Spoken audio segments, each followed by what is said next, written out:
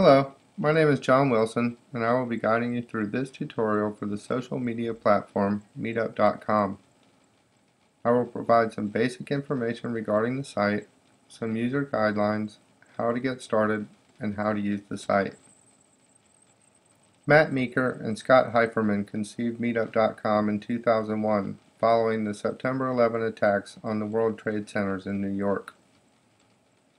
They recognized people's need for community and association and decided to create a platform that would allow people to use the internet to connect face-to-face locally based on shared passions, interests, identities, and activities.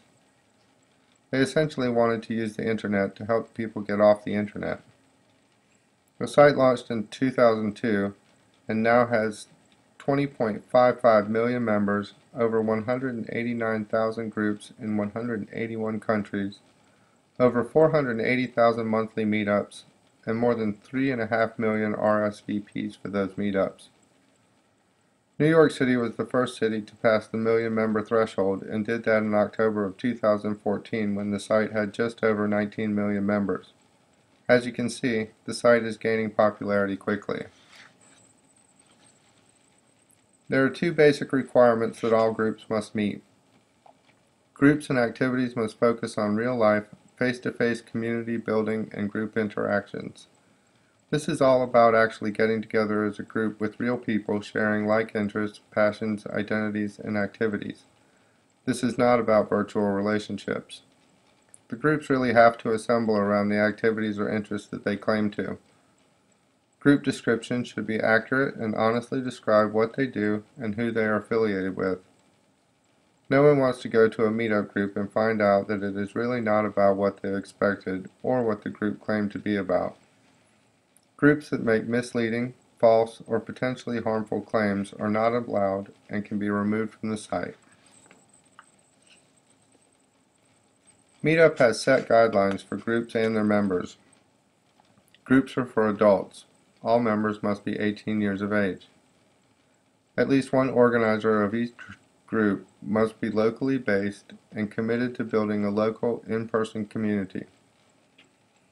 Groups focused around a one-time or annual event are welcome if they are fostering local community. Groups may be affiliated with a specific venue if that venue helps facilitate a specific activity and are fostering local community and connections. Groups with the sole purpose of selling products are prohibited. However, groups may be associated with a product or brand as long as that brand is directly relevant to the passions, interests, purpose, or activities of the group. There is evidence of individuals and corporations circumventing this particular guideline, but there are full tutorials available that describe these practices. There are groups that Meetup does not support or allow. Meetup does not support groups proposed for spamming, broadcasting, the solicitation of sex or services, or for job recruitment. Meetup does not allow groups that offer health or mental cures, financial gain, or money schemes. Meetup is not for groups centered on professional services in the realms of medicine, psychology, law, or finance. Meetup is not for groups focused on promoting unsolicited, predatory, or manipulative behavior that serves to intimidate or violate personal boundaries. Nor is Meetup for groups that encourage harmful, threatening, or violent behavior towards oneself or others. Finally, Meetup does not condone groups that glorify, promote, or incite hate or violence towards individuals or groups. To sum this up, Meetup wants people to play nice by connecting and interacting with one another in a healthy way that fosters community and group interactions. Getting started is relatively simple. From the home page, one can either choose to sign up or log in from the tabs at the top right of the page. One can sign up either by using their Facebook account or by using a personal email address. If one opts for the Facebook route, Meetup accesses your public profile, your friends list, and your email address. Meetup does not post to your account. If you opt to create your account using an email address, you are prompted to create a profile that includes your age, your place of residence based on your zip code, and a short bio. The next step is to create an interest profile. Meetup uses your interest profile to suggest groups for you to connect with match your interests, or at least explore them. The site is very user-friendly, and you are prompted to select from a menu of interests that you can tab through with relative ease. The topics are pretty well varied. Some of the more interesting topics I noticed were Vipassana meditation, Black entrepreneurs groups, LGBT social groups, and survivalism. You can set your search criteria in mile increments of 2, 5, 10, 25, 50, 100, or any distance from whatever zip code entered into the search criteria drop-down. I have selected 25 miles from my hometown. The more you expand your mile radius, the more options are presented to you.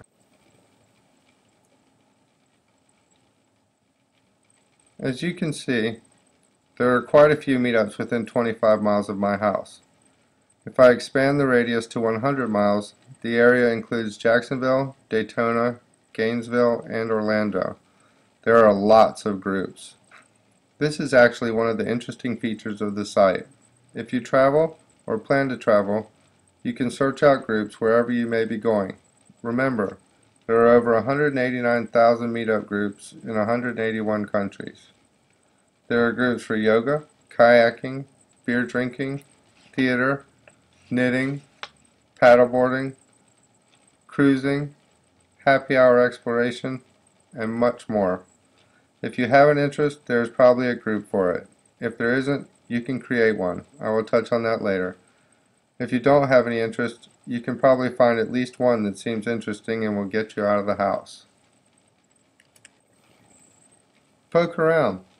See if there are any sites that you are interested in joining.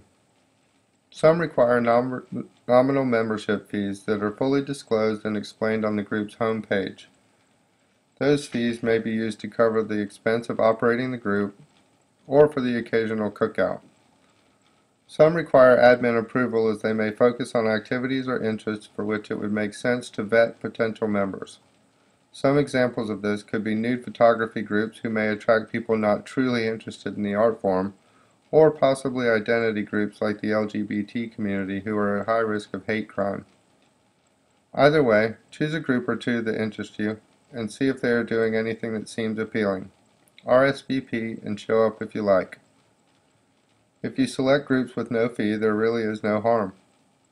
There is no explanation required from people that do not attend meetups of a group they have selected. However, some groups will remove you if you RSVP for a certain number of events and are a no-show. If the group is discontinued due to lack of participation, it just is. Not a big deal. Why would a group fail? What does starting a group cost? I'll explain that later.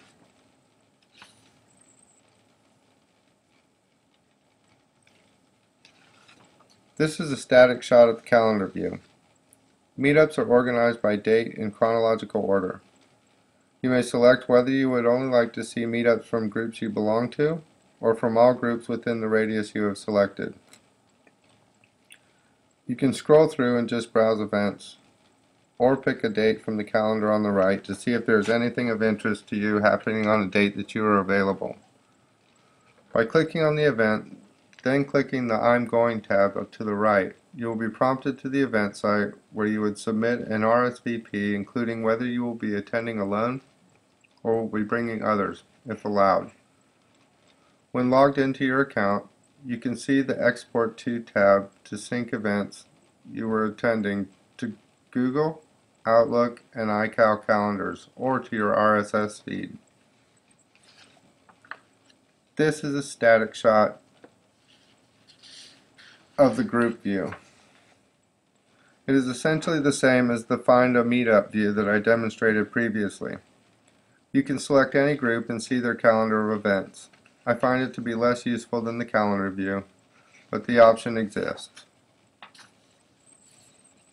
This brings us to the greatest drawback of the entire site, the only complaint that I have encountered regarding the site: the fee schedule. The site was losing money, and Meetup went from being free to being a pay-to-play site in 2005. Members have never been charged for membership unless they actually involve themselves with groups that charge a fee to their members.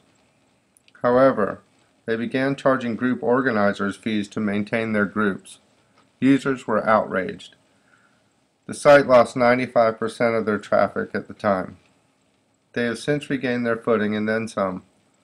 While Google and Yahoo have their own versions of offline meeting tools, Meetup remains as the premier offline meeting site. As of December 21, 2014, a new, more equitable fee schedule was introduced. The basic plan is $9.99 per month and allows groups to have up to 3 organizers and 50 members. The unlimited plan is $14.99 per month and allows groups to have unlimited organizers and unlimited membership.